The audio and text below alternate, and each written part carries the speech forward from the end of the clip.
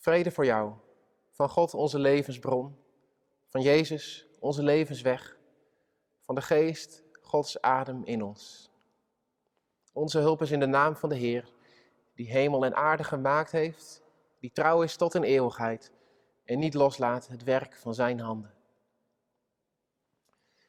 Welkom bij deze online viering vanuit de Grote Kerk in Leeuwarden. Misschien kijk je deze viering via YouTube of via Omroep Leo. Ik hoop dat het een mooie, inspirerende viering voor je wordt. En als teken van verbondenheid, dat we hier niet alleen in een lege kerk zitten en jij in je huiskamer, kun je thuis, als je dat wilt, nu een kaars erbij pakken en die aansteken. Zo hebben we een verbondenheid tussen deze paaskaars die het licht van Christus symboliseert en het licht wat ook in jouw huiskamer binnen mag komen.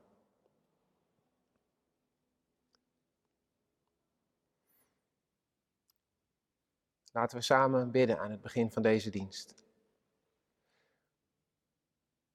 Goede God, waar zouden we zijn zonder U? En zonder de regels die U ons geeft, die ons leven een richting geven.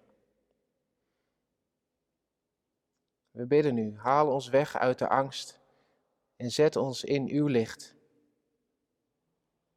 Wees bij ons met het vuur van Uw geest in dit uur, door Jezus Christus onze Heer. Amen.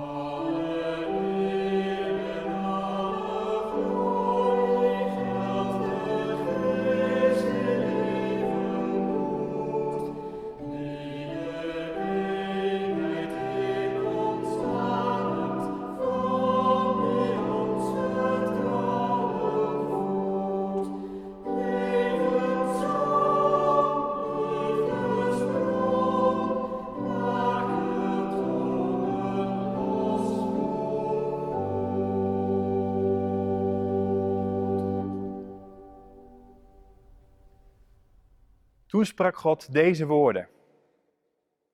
Ik ben de Heer, uw God, die u uit Egypte, uit de slavernij heeft bevrijd. Vereer naast mij geen andere goden.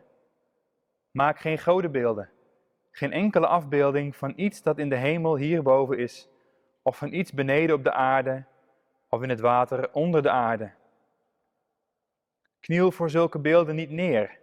Vereer ze niet, want ik, de Heer uw God, duld geen andere goden naast mij.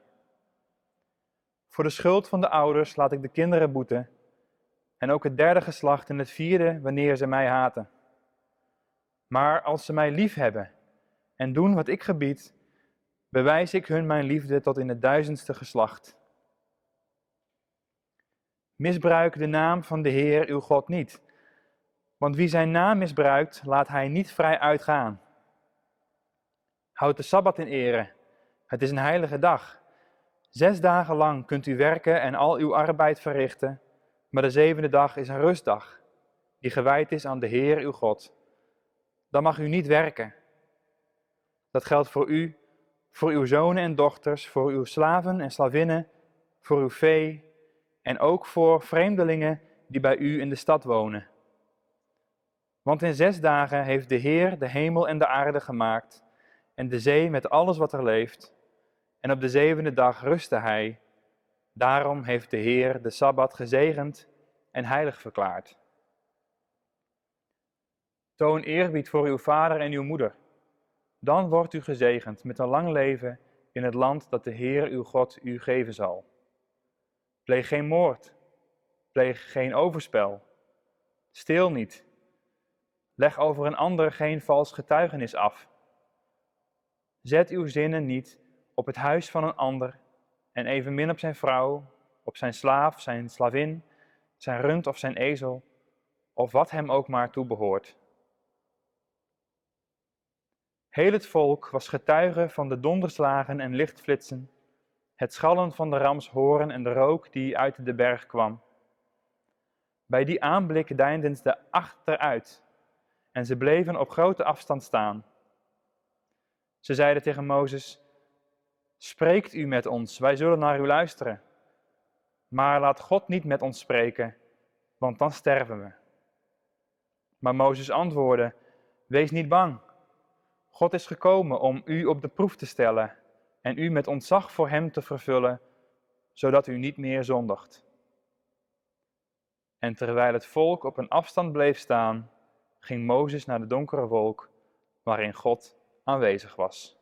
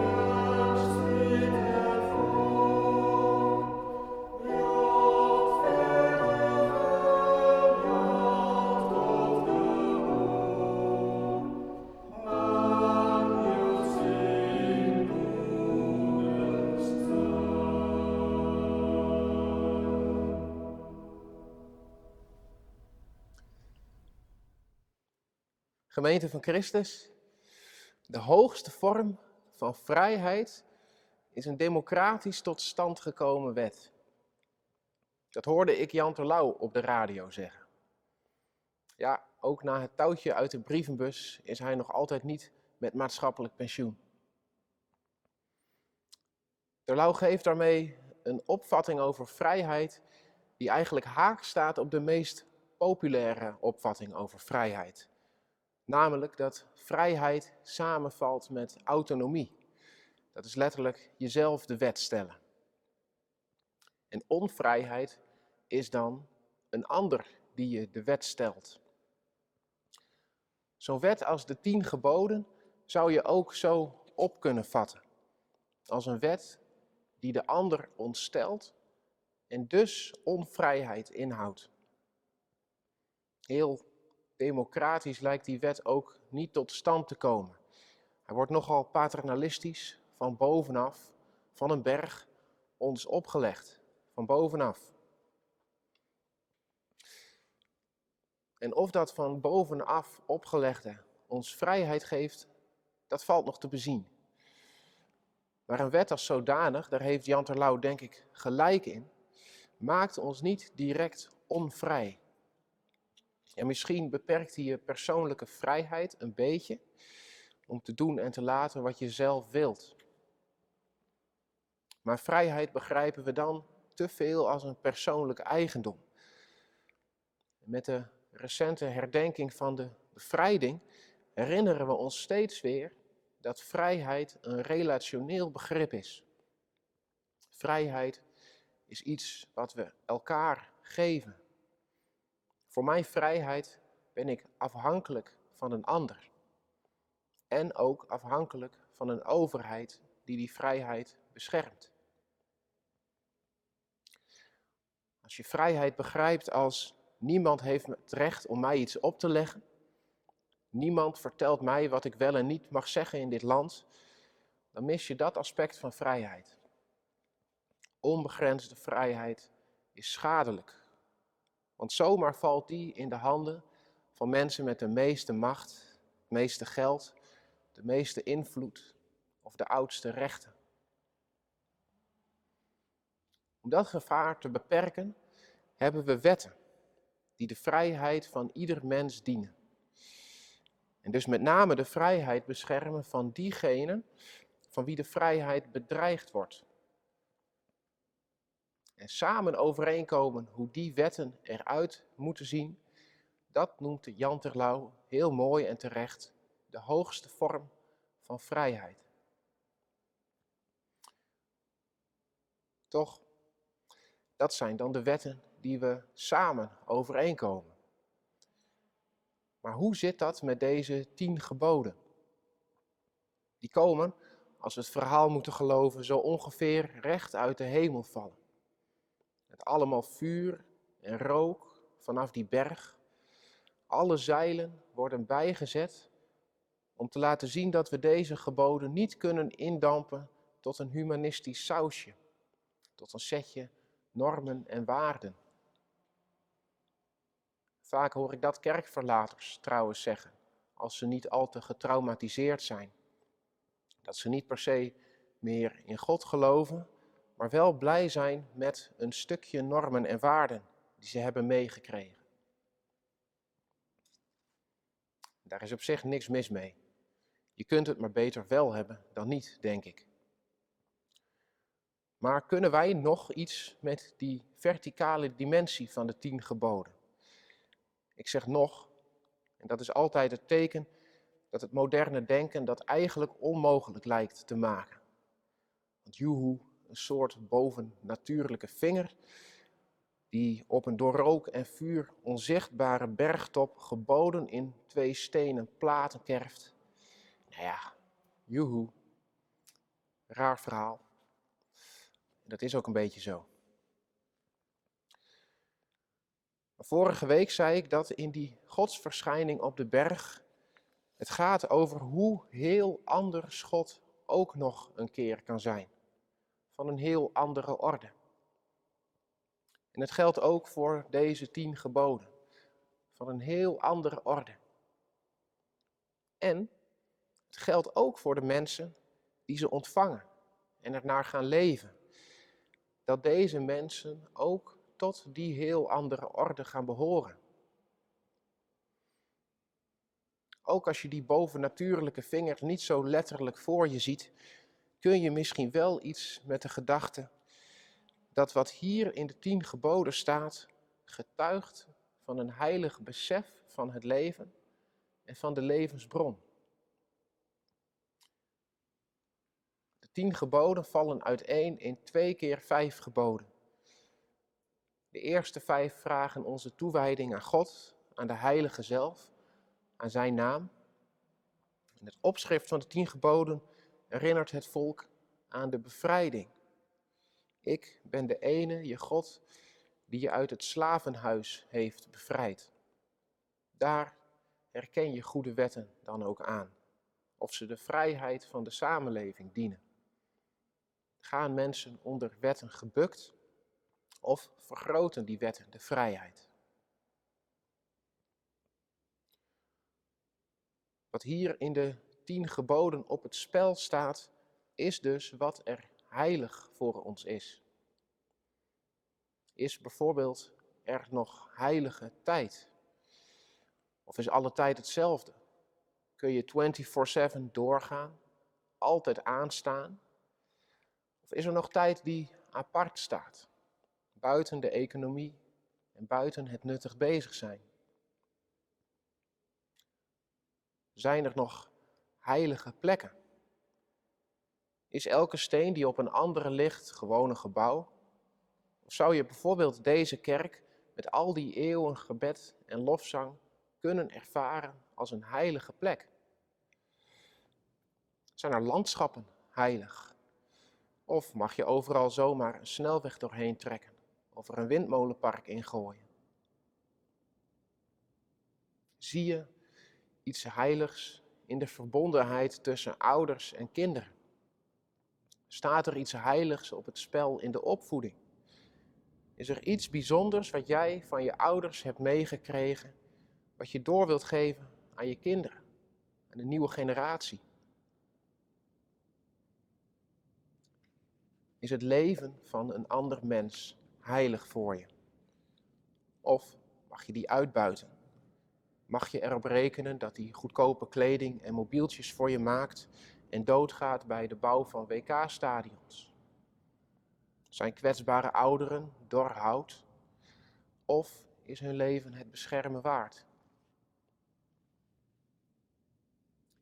En als je een relatie hebt, ervaar je je partner dan als een geschenk? Als iemand die met heilig ontzag benaderd moet worden?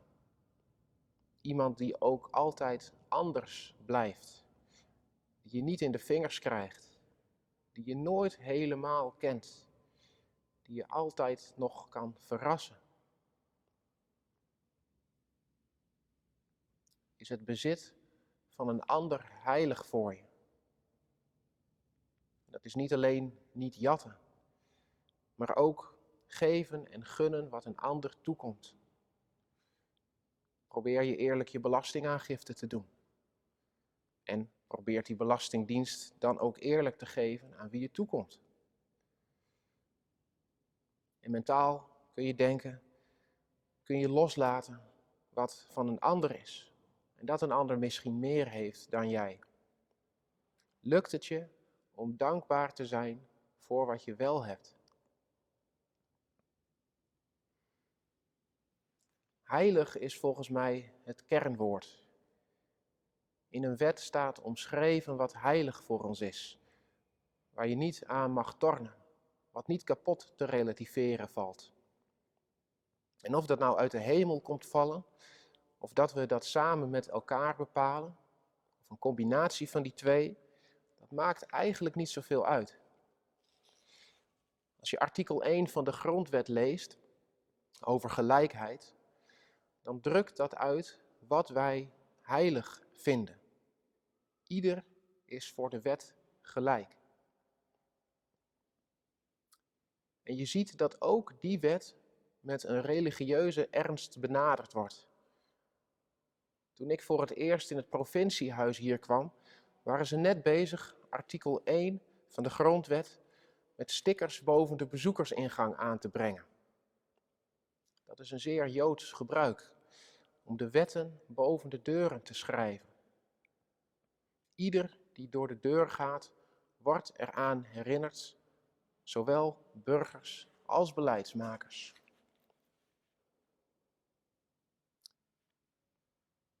Het besef van de heilige kern van wetten zou wel eens een brug kunnen zijn tussen wie zich gelovig en niet gelovig noemt.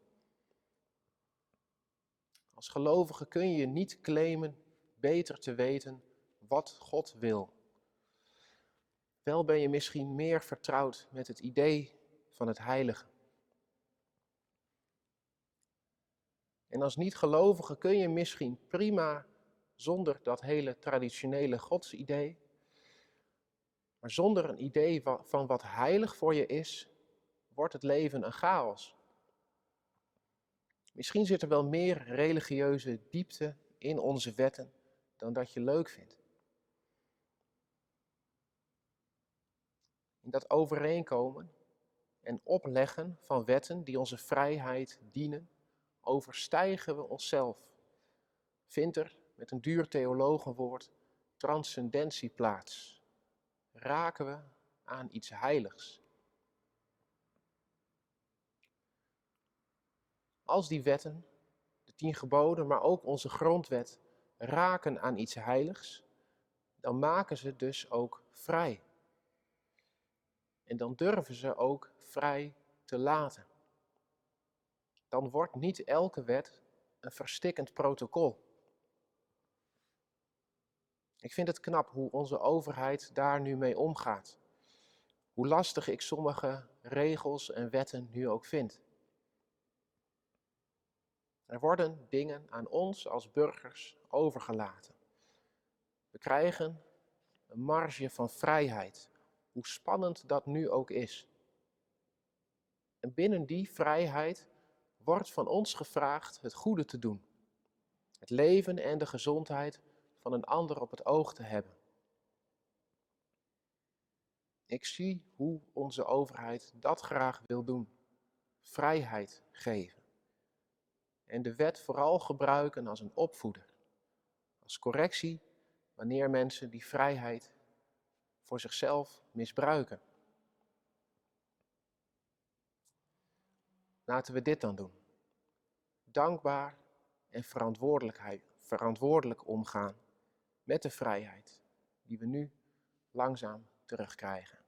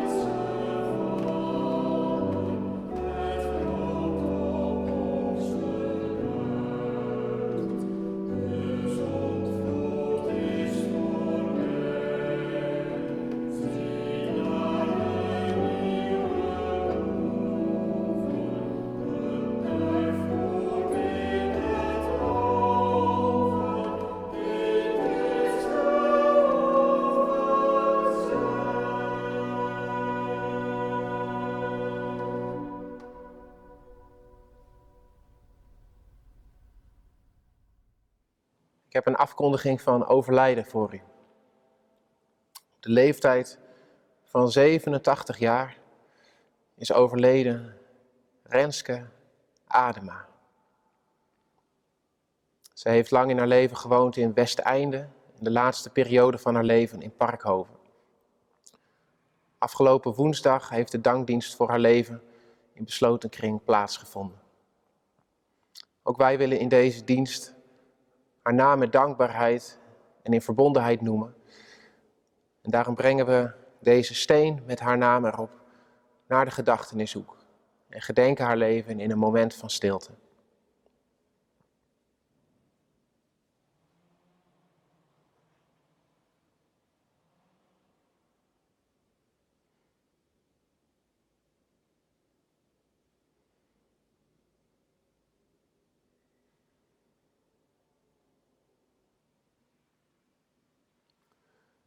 Laten we samen bidden.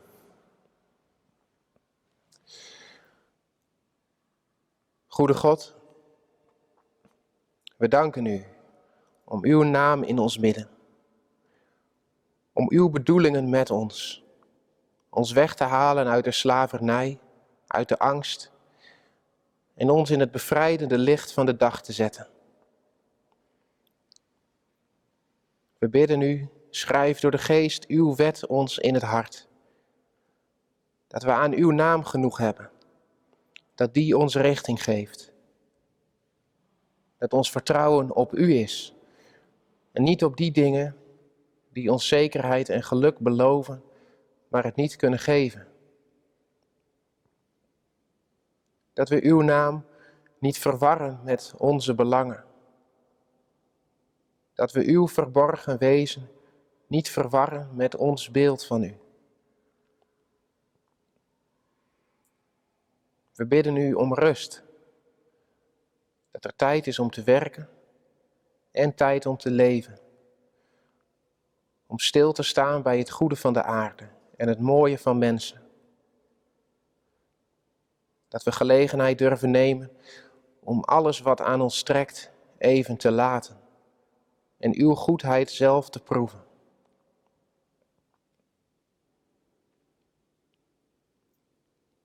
We bidden voor ouders en kinderen. Dat ze in een warme verbinding met elkaar mogen staan. Dat ouders hun kinderen veiligheid en ruimte geven.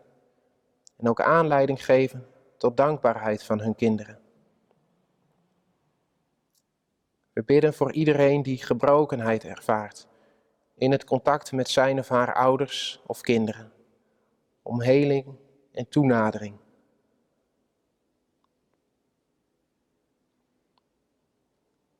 We bidden dat we het leven van een ander eerbiedig zullen benaderen.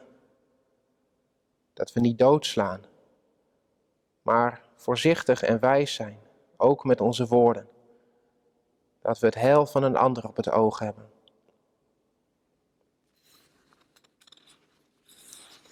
We danken voor wie een partner heeft en diegene als een geschenk ervaart. En we bidden voor wat er moeilijk is. De ziekte van een ander, de sleur die er is, stille verwijdering. Om hernieuwde belangstelling voor de ander bidden we. En bidden we ook voor ieder die alleen is, altijd al geweest of alleen is komen te staan. Om uw ontferming over het stille verdriet, dat ze hier een weg mee weten te vinden.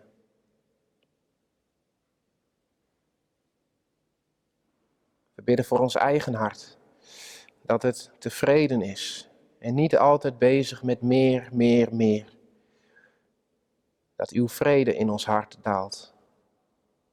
En dat onze aandacht is bij wat er is, bij wie er is. Dat die rustige aandacht ons vervulling geeft. God, we bidden u voor onze lieve doden. Voor wie in deze moeilijke tijd geliefden verliest aan het virus. Voor de plekken op de wereld waar de grafieken nog niet dalen en paniek en dood orde van de dag zijn. En we noemen u in dankbare verbondenheid de naam van Renske Adema. En bidden om troost en bemoediging voor ieder die haar mist. En in de stilte van deze zondag brengen wij u ook onze eigen gebeden.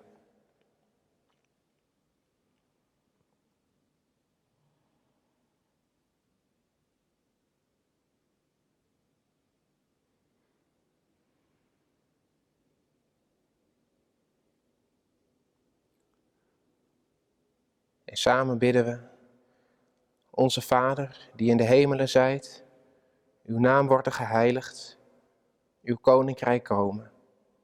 Uw wil geschieden, gelijk in de hemel als ook op aarde. Geef ons heden ons dagelijks brood en vergeef ons onze schulden, gelijk ook wij vergeven onze schuldenaren. En leid ons niet in verzoeking, maar verlos ons van de boze. Want van u is het koninkrijk en de kracht en de heerlijkheid tot in de eeuwigheid. Amen.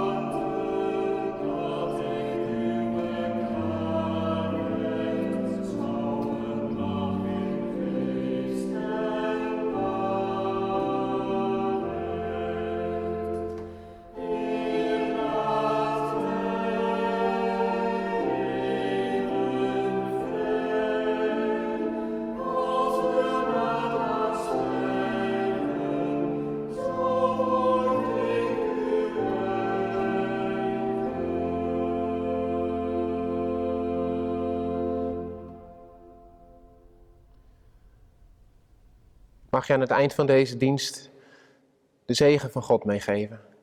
Draag die in je hart en ga je weg in vrede. De genade van onze Heer Jezus Christus, de liefde van God en de gemeenschap van de Heilige Geest zij met u allen. Amen.